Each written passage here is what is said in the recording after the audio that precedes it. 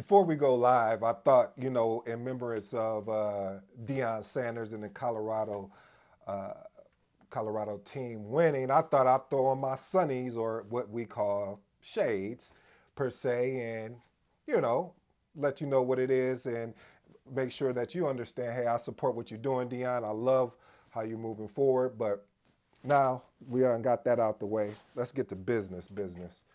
Hey, family, listen. I'm gonna be honest with you.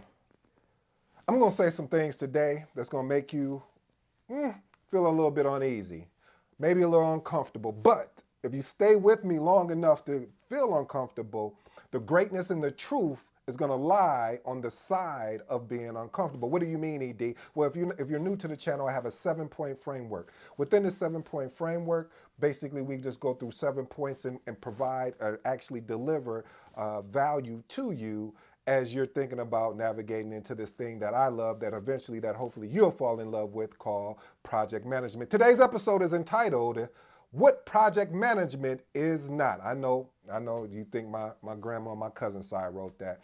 You think, yeah, she probably did, but it's so true. What project management is not. Sometimes, family, everyone wants to tell you what you're doing as far as your career, your profession is saying, this is what project management is. I believe this is what it is. Well, family, we're going to address that today, and I hope that you can leverage this video today to really explain or watch this, expound upon what project management is not.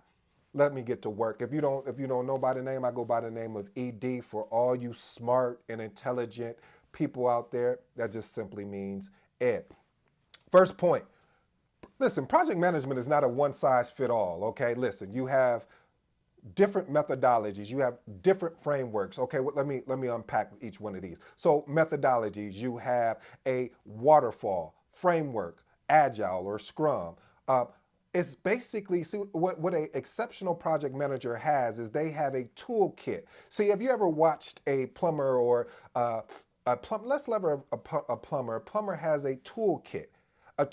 Or a construction worker, a toolkit. A toolkit means you have various items within this box that you can pull from. And that's what it is as far as a project manager, is that they have within their toolkit that they can pull from different items within that toolkit that applies to the certain situation. Now, I know what you're thinking. Well, Edie, what do you mean by that? The toolkit and I can pull from and all this, blah, blah. Hey, listen, family, I get you. I know you guys are out there very, very smart out there. But what I'm saying to you, family, is that when you develop a toolkit, it allows you to have leverage. It allows you to be adaptable. It allows you to be able to adjust on the fly if necessary, but as you know, as Waterfall is predictive to stay the course. And there's nothing wrong with staying the course if it makes sense. But we always know what Einstein told us if he didn't. Let me unpack that for you. Einstein told us, he said, the definition of insanity is doing the same thing over and over and over. Okay, maybe I'm exaggerating, but doing the same thing over and over, expecting different results. So if that's the case, then why will we not develop us a toolkit? One thing I love about my toolkit is giving me the opportunity to experience with different things like AI. For instance, like I've heard one of my mentor and my friend, Phil, I hope you're checking me out, but when he showed me some things that you could do with AI, I was just blown away with, as far as from a project management standpoint, being able to build a schedule, build a WBS. I was like, wow. I was like, that's what I had to make a video and say, is project management dying? Because the easeability, but yet, even though it was able to produce a project schedule, I still had to tweak it. I still had to put it in context that was reflective of where the project currently is and where it's potentially going. And you can't just sit there and do that alone, because it's important that you have a team around you. And that takes me to my next point, which is project management is not a solo endeavor. Hey, listen, I know you got it all. I know you understand it all and you probably can do it all by yourself. But even Michael Jordan told us, even though he said something that was very intelligent, I love it. They told him, he said, Michael Jordan, there's no I in team. He said, well, that's cool, but there is an I in win. I love that. I love that mentality of Jordan. But what he was really saying is what they were saying to him, that it's going to take a team. See, when Michael Jordan got a team around him, he was able to go to the next level. And you got to talk. He's one of the greatest to ever lace them up, in my opinion. I know it's subjective. You can just pick and choose on your own. But what I'm really truly saying to you is that it takes a team to make this happen. Sometimes we can get so caught up in the talents of your project manager that we'll put all of that on that individual, and then you're surprised or you're shocked or you're flabbergasted. You choose the adjective to describe what we're going here is that, well, why are they struggling, or why are they not sending out particular meeting minutes, or why are they not doing certain aspects of project management that we're used to of them delivering? See, listen, project management is really based on one of my two favorite things is teamwork and collaboration. And what this book is about, what I had to come down here and grab for you, family, is communication with stakeholders. Listen, again, pick this book up if you haven't yet. It is, I might drop the link in there. It depends. Just ping me and see. And I want to see the series. This is for serious people that are making a transition from their current career or are a project manager. Because I'm speaking about the mindset. I'm speaking about just becoming better, 1% better. This is not the end all be all, but it's the starter kit. It's the one that's going to help you get to the next level if you choose to implement. Hey, I don't want to promise or make any guarantees because, again, I don't want you guys to come after me. So I'll just say that I truly believe this is the next thing up. And I want to thank Phil for pushing me to not sit back and wait. Well, let me do it this way. No, he said, let's go now. I said, let's go. Anyway, I digress. But the point I'm trying to make, family, is that these key words, teamwork, collaboration, and effective communication is really what's going to drive the actual project. Let's move on to point number 3. Hey, listen, it's not about the Gantt charts. No, that's really what my point is. It's really not about the Gantt chart. Gantt chart came from who? Henry Gantt. See, a Gantt chart is really what your tasks and milestones and things of that basically is your timelines, is where we're going. But see, while these tools are truly valuable, they really do not encapsulate the full scope of project management. Because in project management, you'll be shocked. See, this is what always tickles me. I mean, you might as well call me Tickle Me Elmore, the way I'm laughing right now inside. You just can't see it. But what I'm saying is, family, is that these tools are exactly what they are. They're tools. Just remember when we talked about 2 points earlier, we were talking about the toolbox. See, the toolbox, same thing here. This is just a tool to eventually help you lead, not manage, lead your project more effectively. Point number 4. Project management is not just only for large projects. I hope, listen, I use project management in my day-to-day life. You want an example? Here's one. Okay, I put together a checklist of all the things that I know I need to do, or basically that I need to do, and that right there is project management. Why is that project management, ED? Great question. I know I got a smart audience out there. Thank you, family. What reason why is a smart, reason why it's so smart, reason why project management that you can leverage in your day-to-day is because of the fact that within project management, there are tasks that are due. So, for instance, you say, okay, I got these 5 things, I'm five items. I'm going to actually do 2 today. I'm gonna pick up another 2 tomorrow, and then on the following day, I'll knock out the last one. That's if that's not project management, I don't know what is. And if anyone would like to challenge me on that, please do. I'll accept all debates when it comes to that, because I think we complicate. No. I know we complicate things. So we complicate them because we don't want anybody in. And I get it. I love this thing we call project management more than the next person, if not even more. I'm so obsessed with it. Sometimes I have to kind of walk away or push away from it because I love it. Listen, I'm part of a I call it a mastermind, but Phil put together this amazing program where every Saturday we meet. It's only supposed to be an hour, but we go 2, 3, 4 hours sometimes because I'm in a group with like-minded people. I'm in a group of people that actually get it, that are actually hungry about disrupting this thing that we love called project management, making it better. And when I say disrupted, I'm not talking about being disruptive in a negative way. I'm saying disrupted in a healthy way. We want to add value to project management. We want to change people's thinking of, oh, well, I can't get into project management because I'm a teacher. I can't get into project management because, I used to, be this, or I used to work in this profession. No, project management is really a beautiful craft. Okay, let's move on to point number 5. I'm having too much fun with this. Not fixed and inflexible. Listen, I've been on a lot of projects. I've led a lot of projects, I should say, and also been part of projects just as not as a project manager, but just more of a stakeholder. And I've noticed that we get caught up in the dogma of waterfall, which is a great methodology to leverage when you're leading a project. But what happens if that methodology is not working for you? Are you going to adapt, or are you going to continue doing the same thing? And we addressed that already, what Einstein said. So this is what ED says. ED says, listen, there's nothing wrong with putting a plan together, because we know the quote: if you plan to fail, then you fail to plan. Amazing. I totally agree. But what happens if your plan is not working?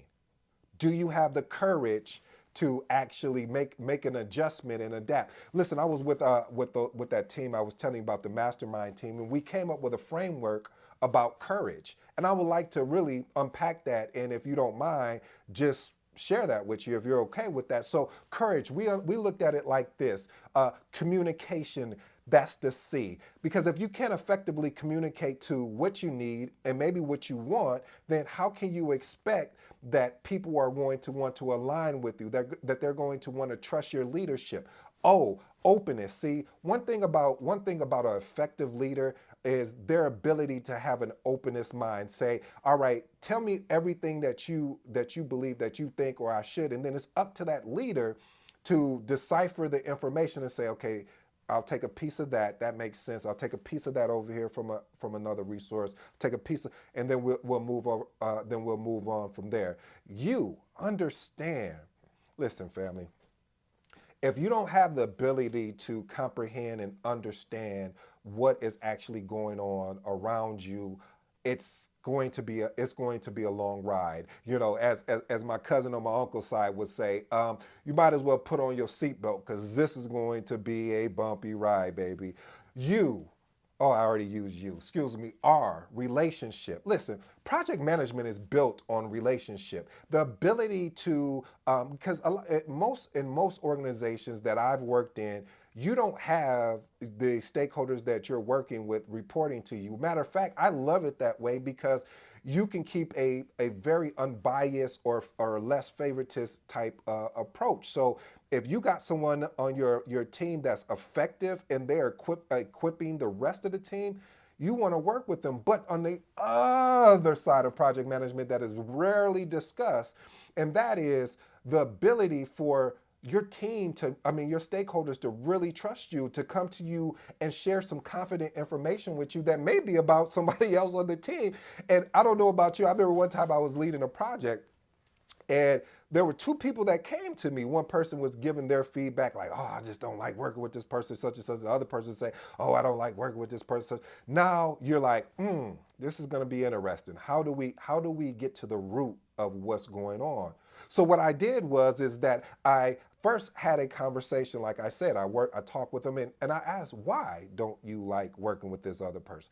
Well, they don't never answer my emails or respond to me in my chats, but when they send me something, I'm right on it. I said, that's a good point. Let me go do some more digging, if you don't mind. So I go and talk to the other person. I said, so when you're working with this other stakeholder, what is your responsive time? It was like, well, they're very fast when they respond to me, but I just get so caught up in, because I have to focus on the technical aspect, and I can't, I don't want to make a mistake here.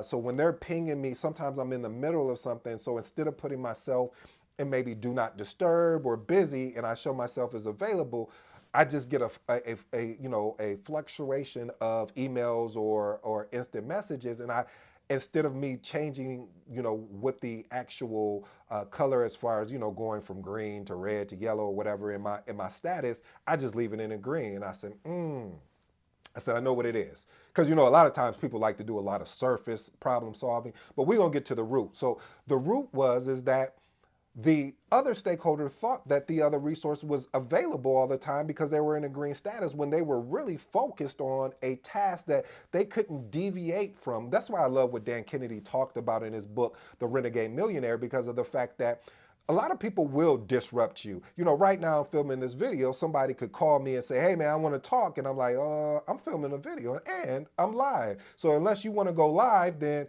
I won't be able to take that call. But we have that FOMO, fear of missing out. And so because we have that fear of missing out, we'll pick up the call instead of finishing the task. And then I'll give you another resource. Gary Keller, The One Thing, that's a excellent book to read, because we have the belief, or we have the thinking that we can multitask different things. In a way, Gary Keller unpacked that book. I mean, unpacked that thinking. Oh man, I don't even want to share with you because it's that good, and I'll start getting excited, and then I'll start talking about other books. So I'll digress. Let's move on to the A of courage, adaptable. Listen, family, as a project manager, you have to be adaptable. Listen, my favorite scheduling tool is, one of my favorite scheduling tools is Microsoft Project. But with Microsoft Project, there's some barriers to entry, meaning that compared to other scheduling tools, there's certain functionalities that doesn't make sense for you to leverage a Microsoft Project, because it may make sense to just to leverage Excel, or leverage a smart sheet, or leverage other scheduling tools. Well, so as a project manager, to be exceptional, again, subjective in my opinion, you have to have the ability to be adaptable. Let's move on to the G, generosity. Listen, we know the slogan. It's more blessed to give than to what? Okay, to receive. And see, one of the things of being generous is being generous with your time, but not too generous where you lose focus, but being generous. And like I told you in the example about the R in the relationship, of having the ability to talk with people. It's like sometimes I even said that as a project manager, we wear different hats that people are truly unaware of. We are CIA type, we have the CIA type thinking. Is what I mean by that is that we have the whole secrets of what other people are saying, because it may become, they're coming to you and they have an expectation that what they say between you and them stays between you and them. And we have some project managers out here that don't understand that value. Now, there's a difference where it comes to a point where maybe you have to say something because of the impact or effect, but you have to build a strong relationship with your stakeholders, because you never know if this stakeholder is going to be on another project with you, and then you sat there and went and gossip, or as they say, the tea with someone else. That's not cool. Okay, last and final one, encourage, evolve, or empathy. We really went hard on that one. Listen, let me say something, family. As a leader, and I'm not talking about the manager, all the managers out there, but leaders, this is to you. Having the ability to inspire and encourage is tremendous, because you never know what someone is going through. You never know what could happen if you add on more to what they're going through. And I'm not saying to not be truthful and not be upfront, because I definitely stand on that. However, it's also the ability to encourage. Hey man, I know you got this. I believe in you. I've watched you do other things. It's talking that talk, walking that walk, and making them feel comfortable. See, what a leader does, they lead by example. And leading by example is when you have a problem, when you have a situation that is out of control, how calm can you keep while the water is under you? You know, one of the good examples that I love is, you know, they talked about a swan, and as you look at a swan, it's just moving through the water so gracefully. You like, ooh, wow, that's a beautiful. But what scientists said, if you look under the water, they are paddling like their life depended on it. But the way that they're moving looks so calm that you like, man, that is truly amazing. So family, I'm not telling you to be a swan, but what I'm telling you to be is to, under pressure, let's stay calm. Keep that mindset. Keep that beginner mindset. Okay, I unpacked that courage framework for you. So let's get back to point number 6. Point number 6: project management is just not for IT. I don't know who told you that. They're misleading you. But while project management is often associated with IT project management, but project management is so versatile. Like, I've given you examples, but here's some for career-wise: healthcare, construction,